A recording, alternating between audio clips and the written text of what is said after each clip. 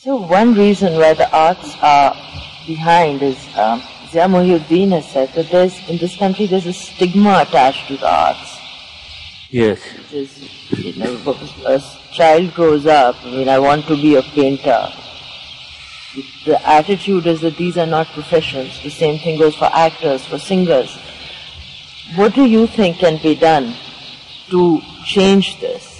Yes, to an extent you are right that there is a stigma attached, but I think there is a conflict in our mind. On one side, we award prides of performance to these people, and on the other side we try to treat them with a bias.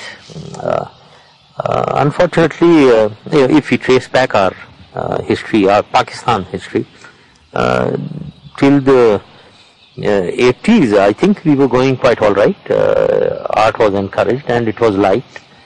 But then there was a period of 80s and the decade of starting after mid-70s, then 80s and even 90s, where art was rejected. I think we were, the extremists held sway on all events in Pakistan, and they pushed the soft face and the art face of Pakistan into the background, projecting it as if this is un-Islamic, it's against religion, whereas it is not. I don't believe that.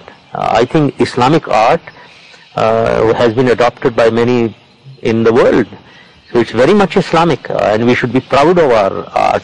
But since these extremists came and held sway to it, after the mid-70s, we see a period where songs were banned, singers were banned, and we didn't want to have any music in any place. And now we want to come back to the center. We want to have balance. There has to be balance.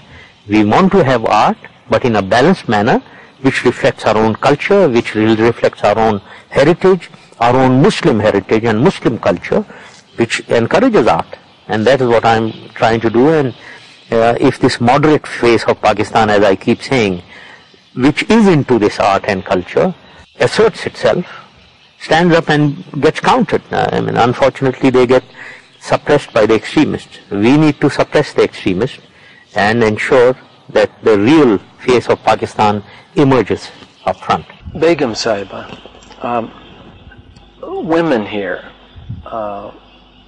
in the arts, especially the performing arts, may have that stigma attached to them.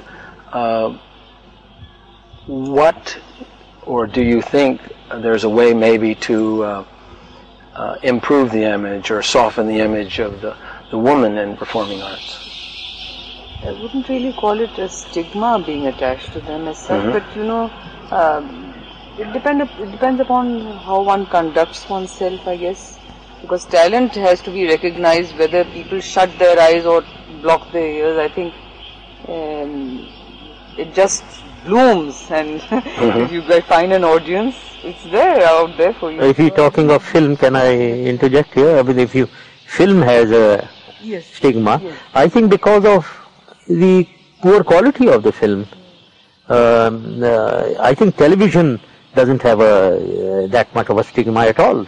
The television actresses, the girls acting in television, are from good homes, and they are well accepted. But when they go into film, now film, because of the poor quality, better people are not coming into the films.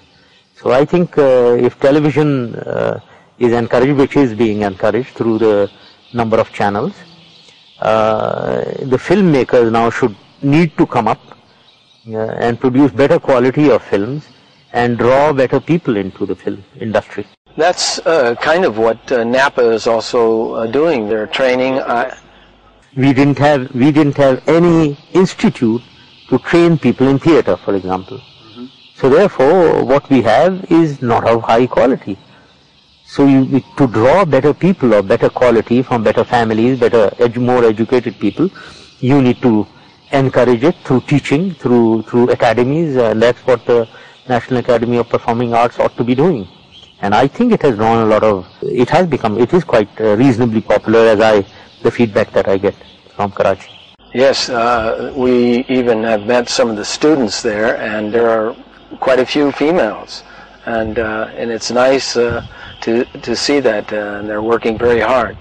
I think Napa is doing a good job in that area. I'm sure that the culture of Pakistan will maybe continue and prosper due to it. It should blossom. It should blossom. Mm-hmm. The encouragement. We are even thinking.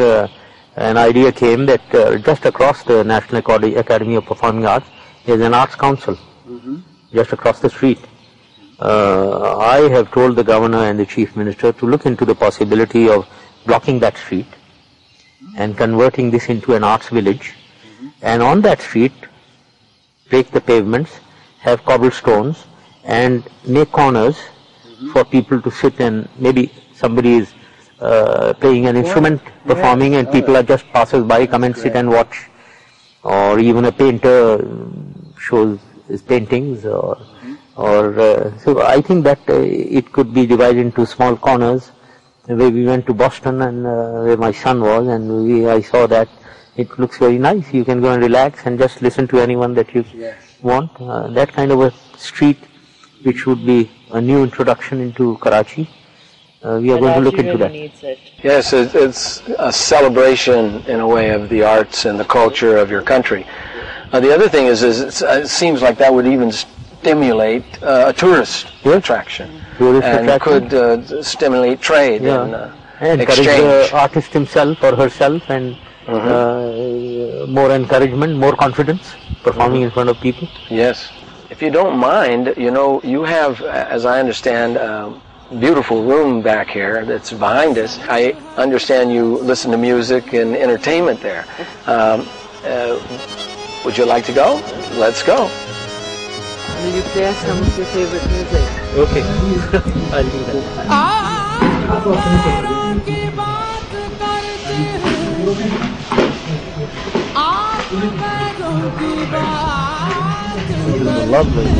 Lovely place. They call this little building the sunroom.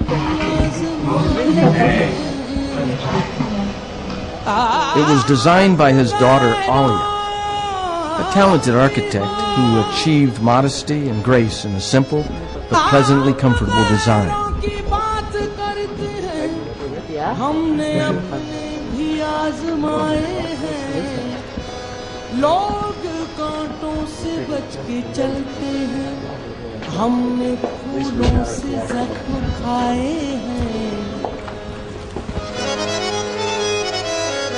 खाकर हलीम ये एहसास हुआ है क्या प्यारा हलीम पका है काश के रोजाना ये संडे आए